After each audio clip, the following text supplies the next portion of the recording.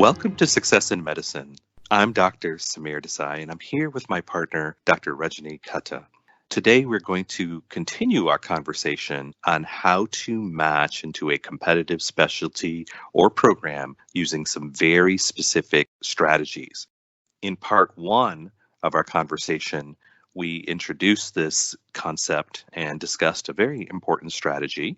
And today we are going to present some additional strategies. But before we do that, I want to ask Rajani, can you recap the strategy that we went into great depth in part one?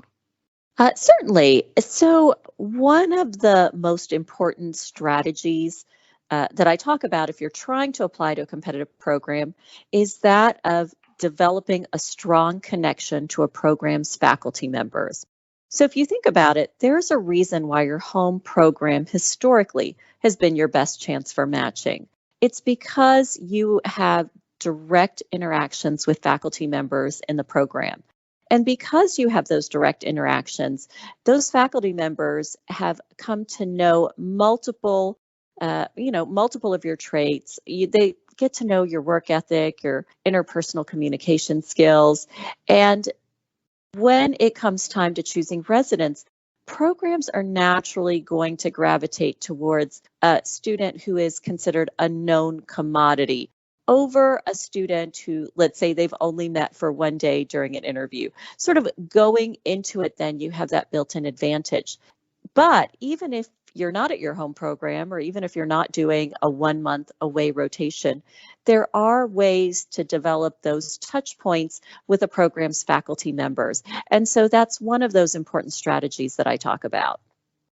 So, for our listeners, if you are interested in a deeper dive into this first strategy, please join us in part one, so where you can get more of that information. Now, let's focus on another strategy, which is a personal recommendation from a faculty advocate. Yes, this strategy has really been critical for several of the applicants with whom I've worked who are not as strong traditionally in terms of grades and scores. And the way that they have successfully matched is that they've developed a close relationship with a faculty member who has then been willing to go out and advocate on their behalf. So, let's talk a little bit about faculty advocate. Can you define for our listeners what that term means? Oh, certainly. This is a concept that's been talked a lot about in the business world. So you might have advisors or mentors who are great about giving you really important advice and important recommendations. But beyond that, some of your advisors may become advocates. And in this case, they've gotten to know you so well that they're not just giving you advice, they're actually advocating on your behalf to decision makers. So, for example, I was on the residency selection committee for dermatology for a very long time. And during that time, over the years, I received a number of emails from faculty members at other programs. So these were faculty members who I had gotten to know because of my specialty in contact dermatitis and my work on national organizations. So I developed relationships with a number of faculty members across the country. Some of those colleagues would email me to ask if my program could consider taking a second look at a particular applicant that they knew very well. And in many cases, because of these strong advocating emails, our program would indeed take a second look at these applicants. Essentially, these applicants were getting such a strong recommendation from a faculty member who we knew and trusted that we considered it worthwhile to go ahead and take a second look at that application. Now, obviously, this strategy only works if the faculty advocate knows you very well. And in most cases, this is because they've worked with you not only in a clinical context, but also because they've worked with you on research papers and publications. In some cases, these advocates are reaching out because the student has worked with them for a year as a research fellow. So they really have very in-depth personal knowledge of that applicant. So that strategy doesn't work if you've just done a few case reports with a faculty member. But if you've spent a year working with a faculty member and that faculty advocate now sends out emails talking about your great qualities, it often means that a program is willing to take a second look at your application. So, Rajani, I have to ask a very important follow up question here. How can you find a faculty advocate? Well, obviously, this is a strategy that needs a lot of advanced preparation. This is not something you can just institute at the last minute. But I would start by really speaking to current and former medical students and residents in your target specialty. So, if I were interested in going into dermatology and I was a third year medical student, I would start speaking to the upperclassmen and the dermatology residents.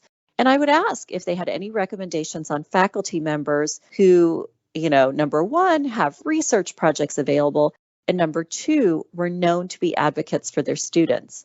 I found that at every medical school and at every program, there are certain faculty members who are known to work closely with medical students and who are known to be great advocates. So it's important to really ask your contacts. And then once you identified people who are known as strong faculty advocates, to try to find opportunities to work with them. That's a topic we've covered in a different podcast episode, specifically the podcast episode on finding research projects. But in general, working on research project with a faculty member is one of the best ways to get to know them on a deeper basis. That kind of working relationship is the kind that gives them a lot of evidence.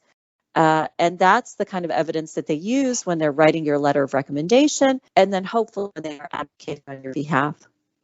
Let's talk about that third strategy now. You've talked about creating a compelling ERIS application and personal statement that focuses on fit. So tell us more about that.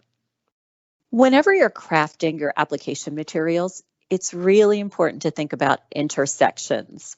The intersection of what the program seeks and what you offer is incredibly important. So, in other words, what are your own strengths, interests, and goals? And how does that align with the program's strengths, interests, and goals? I think a lot of applicants sometimes forget that programs have their own strengths and missions. But if you start reading over their websites or start talking to people in the know, like current residents, you can start to see these take form. Oh, absolutely. So, for example, some programs are really interested in producing researchers, while other programs are interested in healthcare disparities or serving an underserved population. Some programs might be interested in producing clinician educators. I also want to mention that some programs, many programs, have particular strengths in a specific clinical area, such as, let's say, a multidisciplinary multiple sclerosis clinic. This is where a deep dive into a specific targeted program can teach you a lot more about what the program is all about. And then once you've done that deep dive into the program, you can start taking a closer look at your own ERIS application and personal statement. And you can start to really think about where your mission might align with the program's mission. And you can start to think about how you can communicate that in your application materials. The bottom line is that you want to make them want to meet you. That's such good advice. And I want to ask you, how would you take that knowledge and apply it to your ERIS and personal statement?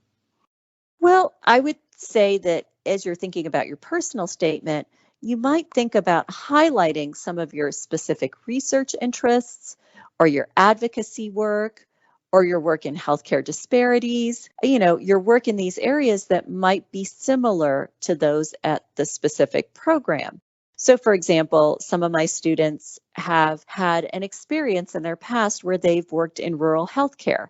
And now they see that this program has an interest in reducing healthcare disparities specifically for rural populations. So this is where you can bring in one of those experiences and talk about that in your personal statement.